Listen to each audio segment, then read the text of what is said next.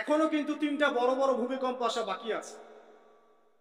নবী করিম সাল্লাল্লাহু আলাইহি ওয়াসাল্লাম একদিন মসজিদের সামনে দিয়ে যাচ্ছেন, সাহাবীরা ভিতরে বসে আছে। সাহাবীরা কোন একটা বিষয়ে কথোপকথন করছেন। নবী করিম সাল্লাল্লাহু আলাইহি ওয়াসাল্লাম জিজ্ঞাসা করলেন, তোমরা কি নিয়ে কথাবার্তা বলছো? সাহাবীরা বললেন যে আমরা কিয়ামতের আলামতগুলো নিয়ে কথা বলছি। তখন নবীজি বললেন সাল্লাল্লাহু আলাইহি ওয়াসাল্লাম, 10টা আলামত আসার আগে কিয়ামত হবে না। কয়টা আলামত? 10টা। এই 10টা আসার আগ পর্যন্ত কিয়ামত হবে না নিশ্চিত থাকতে পারেন, কিন্তু এই 10টা কবে চলে আসবে এর কোনো গ্যারান্টি আছে? নাই। যে তিনটা ভূমিকম্প এখনো আসা বাকি আছে। নবীজি বলেছেন একটা পৃথিবী পূর্ব দিকে হবে। পূর্ব দিক কোন দিক? বাংলাদেশ, পাকিস্তান, মায়ানমার, আপনার শ্রীলঙ্কা, এই পুরো কন্টিনেন্ট পূর্ব দিক, পৃথিবীর পূর্ব দিক। কোন কান্ট্রি এটা বলা হয়নি, পূর্ব দিক বলা হচ্ছে। এবং এখানে ভূমিকম্প বলা হচ্ছে না, বলা হচ্ছে ভূমি ধসে যাবে, মানে পুরো ভূমিটা নিচে চলে যাবে। এখন যারা এগুলো নিয়ে গবেষণা করেন তারাও কিন্তু সেম কথাই বলছেন, খেয়াল করে দেখেন। তারা হয়তো বিজ্ঞান দিয়ে ব্যাখ্যা করছেন, কিন্তু হাদিসে কিন্তু এটা বলা আছে। একটা হচ্ছে পৃথিবীর পশ্চিম দিকে, আরেকটা হচ্ছে পৃথিবীর মাঝখানে। মাঝখানে কারা আছে বলেন? মাঝখানে আমাদের আমিরুল মুমিনিনরা আছে নাকি, যারা গান বাজনাকে উন্মুক্ত করে দিচ্ছে, যারা পর্দার শিথিলতা নিয়ে আসছে করছে, এরা আছে, আমিরুল মুমিনিনরা আছে। তো সেখানেও একটা ফিতনা অপেক্ষা করছে, অপেক্ষা করতে থাকেন।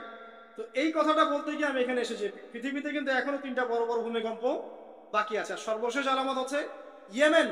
ইয়েমেন থেকে একটা আগুন বের হবে, বিশাল আগুন। এই আগুনটা মানব জাতিকে হাসরের মাঠের দিকে তাড়িয়ে নিয়ে যাবে। এই 10টা আলামত না আসা পর্যন্ত কিয়ামত হবে না। অতএব আপনি এখন রিল্যাক্সে নাকে তেল দিয়ে ঘুমান নাকি ভাই?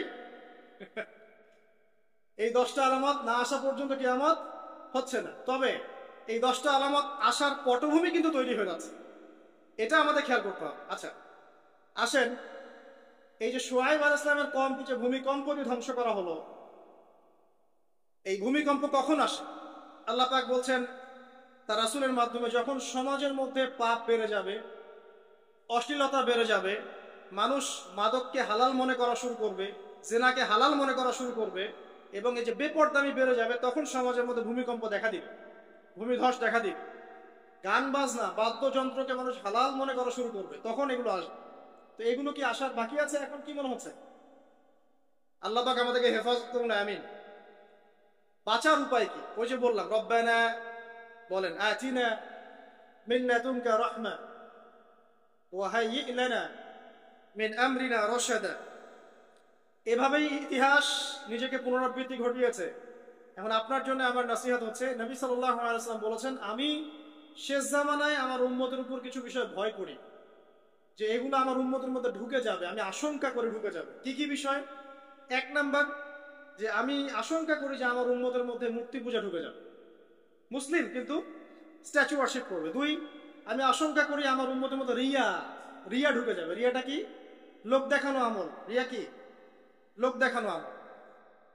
ছড়িয়ে পড়ে নাই? এগুলো নবী সাল্লাল্লাহু আলাইহি ওয়াসাল্লাম আশঙ্কা ছিল, দেখেন সবগুলো এখন বাস্তব হয়ে গেছে। এভাবেই ইতিহাস রিপিট হয়েছে। আল্লাহ পাক এদেরকেও ধ্বংস করেছেন। এর আগে আল্লাহ পাক নূহ আলাইহিস সালামের কওমকেও ধ্বংস করেছেন।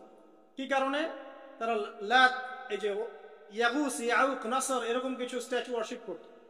এক পর্যায়ে আল্লাহ রাব্বুল আলামিন 950 বছর দাওয়াত দিয়েছেন নূহ আলাইহিস সালাম তার কওমকে। 950 বছর, 950 বছর দাওয়াত দেওয়ার পরেও তার কওম যখন আল্লাহর আনুগত্য করলো না, আল্লাহ রাব্বুল আলামিন মহাপ্লাবন দিয়ে তাদেরকে ধ্বংস করে দিয়েছে। এভাবেই যুগে যুগে ইতিহাস রিপিট করেছে। আমাদের নবী মুহাম্মদ সাল্লাল্লাহু আলাইহি ওয়াসাল্লামের সময়ও এই হিস্ট্রিটাই ছিল। আবু জাহেল, আবু লাহাব, উতবা, শাইবা যারা ছিল, তারা মূলত সমাজটাকে দ্বিখণ্ডিত করে ফেলেছিল, খণ্ডে খণ্ডে ভাগ করে ফেলেছে, ডিভাইড অ্যান্ড রুলের মতো।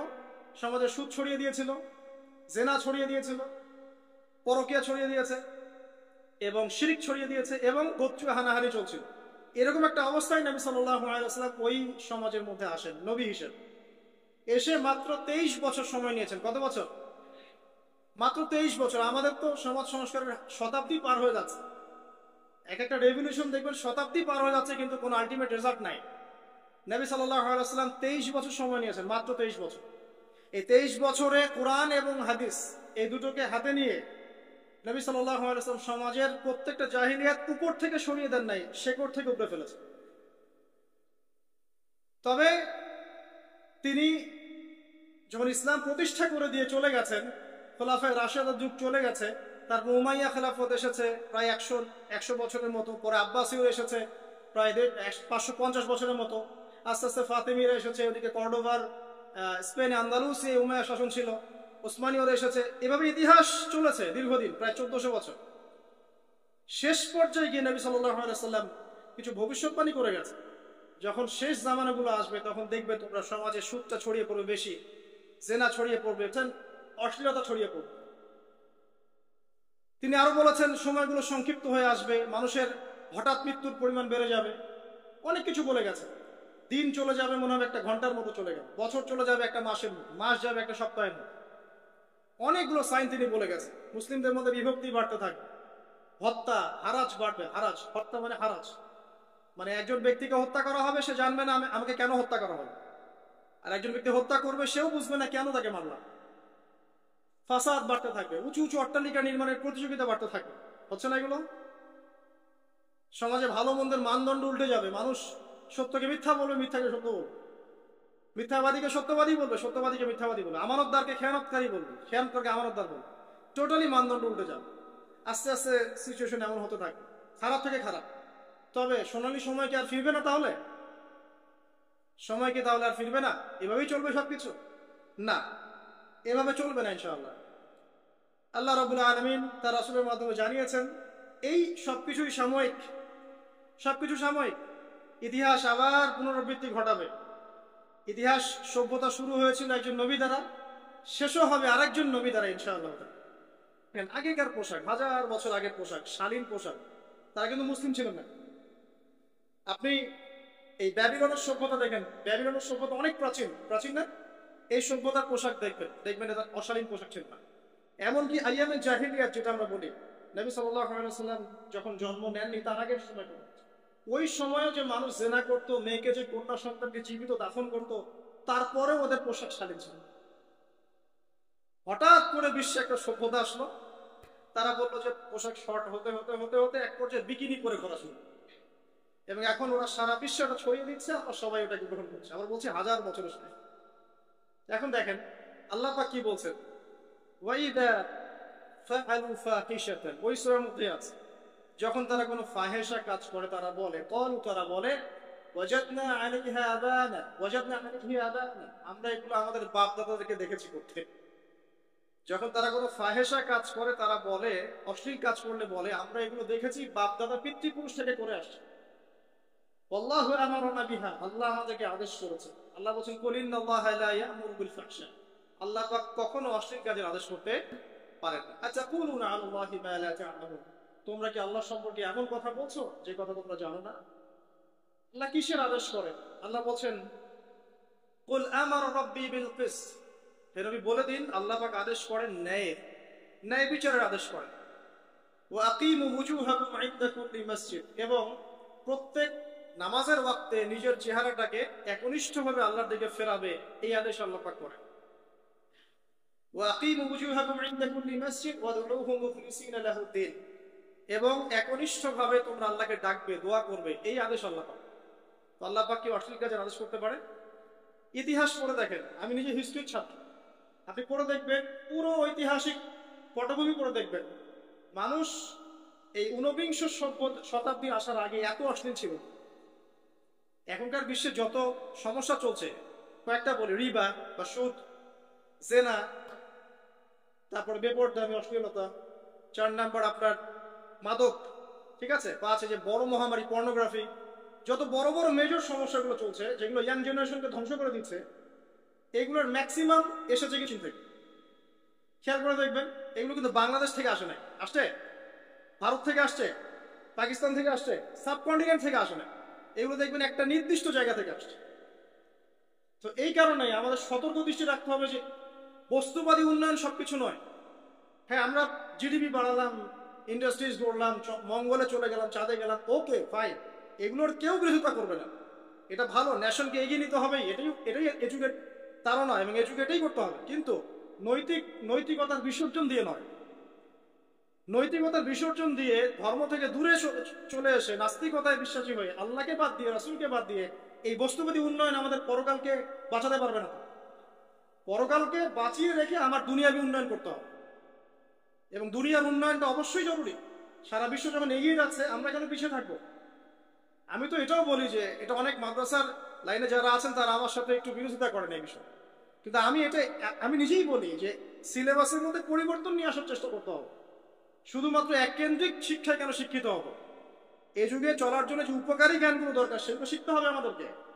আমাদের আইসিটির জ্ঞানের দরকার আছে, আমাদের ইংরেজির জ্ঞানের দরকার আছে, ম্যাথামেটিক্স দরকার আছে, সায়েন্সের দরকার আছে, আমাদের তথ্য প্রযুক্তি জানতে হবে, অর্থনীতির জ্ঞানের দরকার আছে, পলিটিক্যাল সায়েন্সের দরকার আছে, জিও পলিটিক্স দরকার আছে।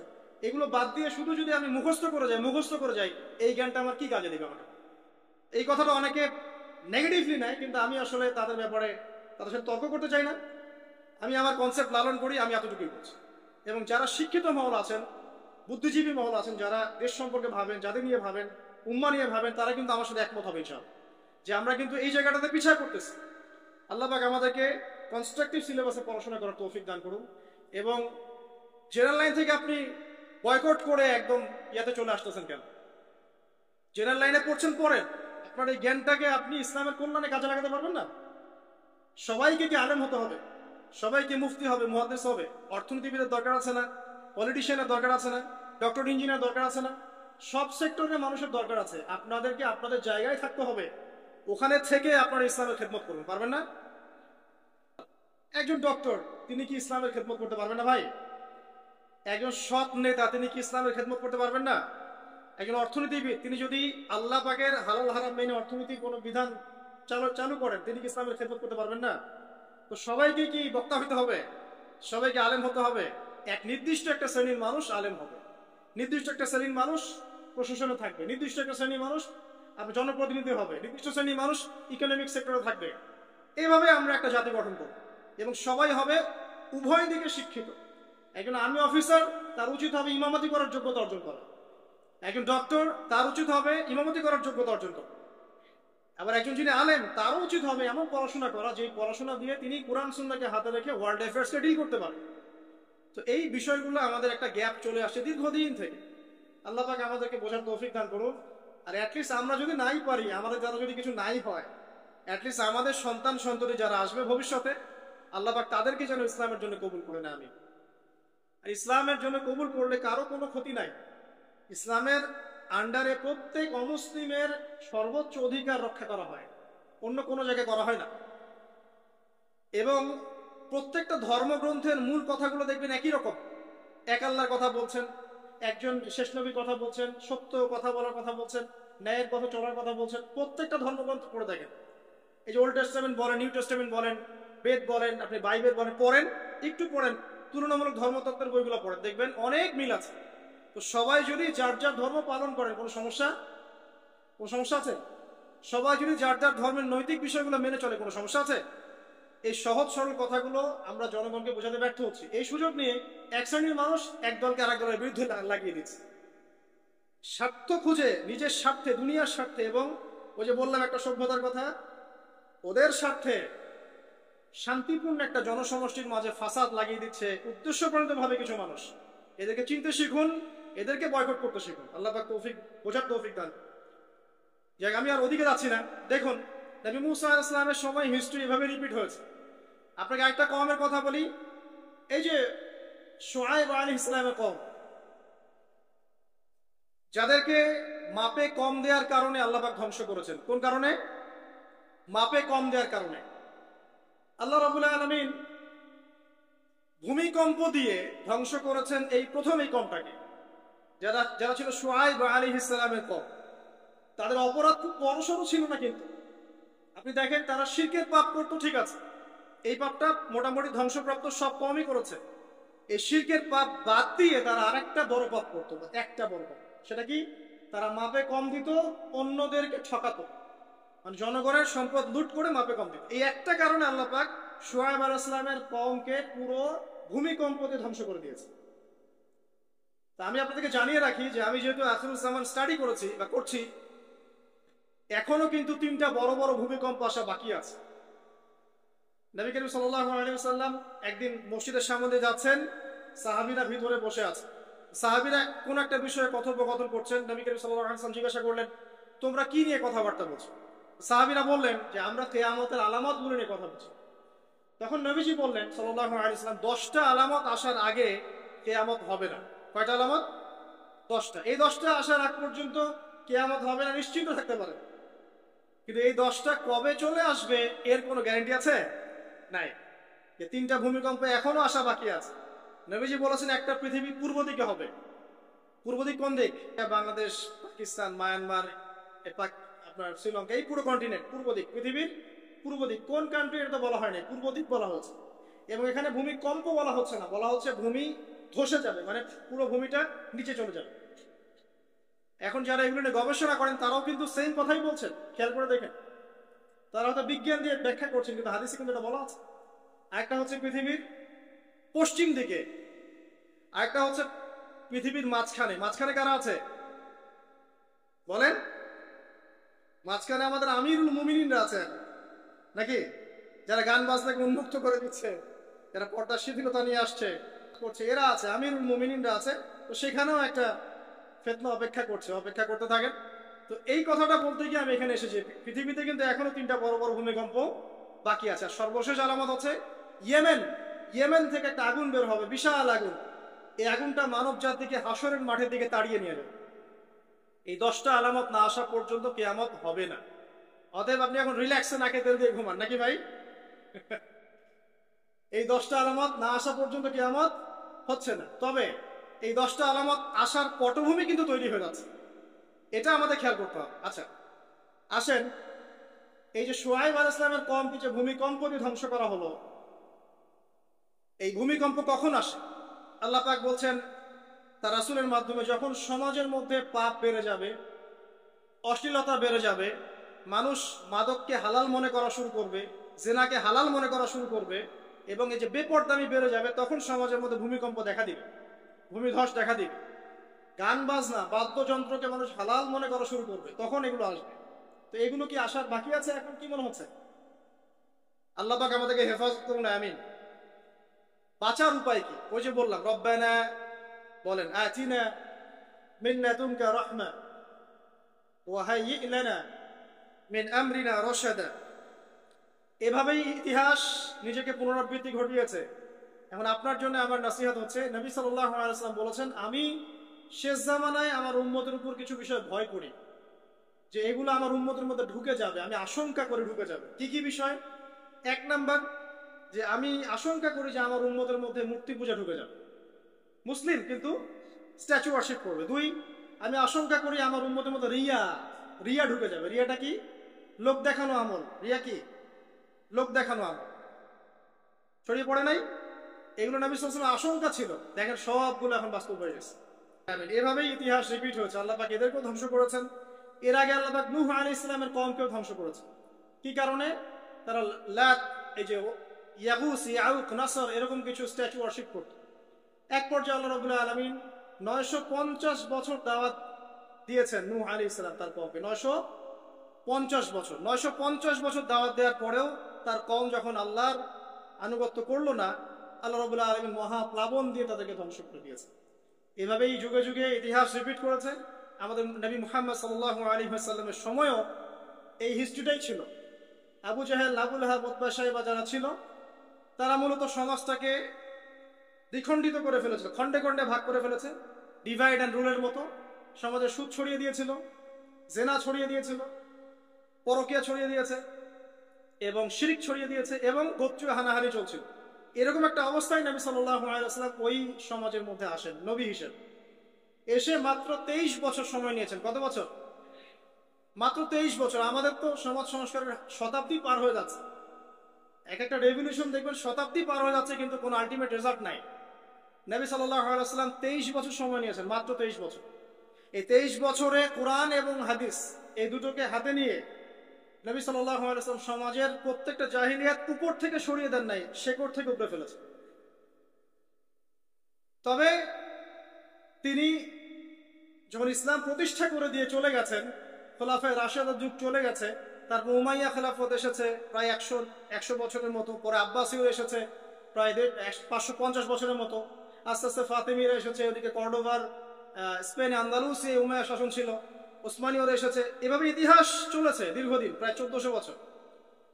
শেষ পর্যায়ে গিয়ে নবী সাল্লাল্লাহু আলাইহি ওয়াসাল্লাম কিছু ভবিষ্যৎবাণী করে গেছে, যখন শেষ জামানাগুলো আসবে তখন দেখবে তোমরা সমাজে সুদটা ছড়িয়ে পড়বে বেশি, জেনা ছড়িয়ে পড়বে, অশ্লীলতা ছড়িয়ে পড়বে। তিনি আরো বলেছেন সময়গুলো সংক্ষিপ্ত হয়ে আসবে, মানুষের হঠাৎ মৃত্যুর পরিমাণ বেড়ে যাবে, অনেক কিছু বলে গেছে। দিন চলে যাবে মনে হবে একটা ঘন্টার মতো চলে গেল, বছর চলে যাবে একটা মাসের মতো, মাস যাবে একটা সপ্তাহের মতো। অনেকগুলো সাইন তিনি বলে গেছে। মুসলিমদের মধ্যে বিভক্তি বাড়তে থাকবে, হত্যা হারাজ বাড়বে। হারাজ, হত্যা মানে হারাজ, মানে একজন ব্যক্তিকে হত্যা করা হবে, সে জানবে না আমাকে কেন হত্যা করা হবে, আর একজন ব্যক্তি হত্যা করবে, সেও বুঝবে না কেন তাকে মারলাম। ফাসাদ বাড়তে থাকবে, উঁচু উঁচু অট্টালিকা নির্মাণের প্রতিযোগিতা বাড়তে থাকবে। হচ্ছে না এগুলো? সমাজে ভালো মন্দের মানদণ্ড উল্টে যাবে, মানুষ সত্যকে মিথ্যা বলবে, মিথ্যাকে সত্য বলবে, মিথ্যাবাদীকে সত্যবাদী বলবে, সত্যবাদীকে মিথ্যাবাদী বলবে, আমানতদারকে খেয়ানতকারী বলবে, খেয়ানতকারকে আমানতদার বলবে। টোটালি মানদণ্ড উল্টে যাবে। আস্তে আস্তে সিচুয়েশন এমন হতে থাকবে, খারাপ থেকে খারাপ। তবে সোনালী সময় কি আর ফিরবে না? তাহলে সময় কি তাহলে আর ফিরবে না? এভাবেই চলবে সবকিছু? না, এভাবে চলবে না ইনশাআল্লাহ। আল্লাহ রাব্বুল আলামিন তার রাসূলের মাধ্যমে জানিয়েছেন এই সবকিছুই সাময়িক, সবকিছু সাময়িক। ইতিহাস আবার পুনরাবৃত্তি ঘটাবে। ইতিহাস সভ্যতা শুরু হয়েছিল একজন নবী দ্বারা, শেষও হবে আরেকজন নবী দ্বারা ইনশাআল্লাহ।